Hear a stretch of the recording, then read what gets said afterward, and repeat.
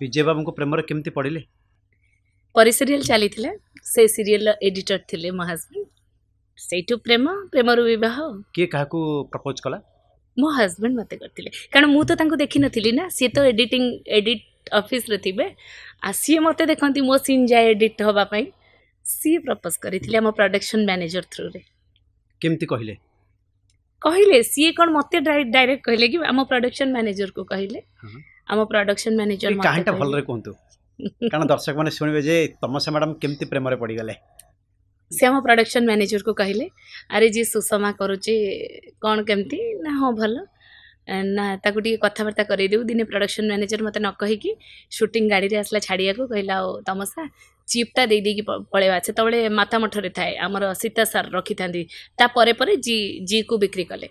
माता मठरे एडिट होता है कहले सेपटे टिके चिप दे देकी पळे हम कहल ठीक अछि मु जानिनी से आंको फोन करके डाकी तमे तळको आस तमसा जाउची बोली आसिले सेठी जस्ट नॉर्मल कथबार्ता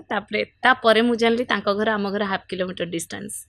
आमे केबे हाफ किलोमीटर डिस्टेंस रे भी केबे हमर देखाई नथिला अच्छा जे से जते बेला आपन को मोबाइल रे के का प्रथम मेसेज कले सी कले कोन कहितले आहो मु मैरिज करिया को चाहछि डायरेक्ट मैरिज रो प्रपोजल देथिले तमे कोन कहछो कास्ट प्रॉब्लम पई मु आगो टिके रहि जाइथिली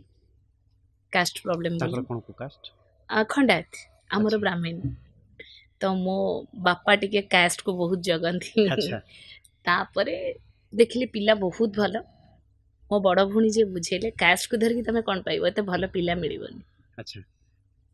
तापरे राजी करैले समस्त को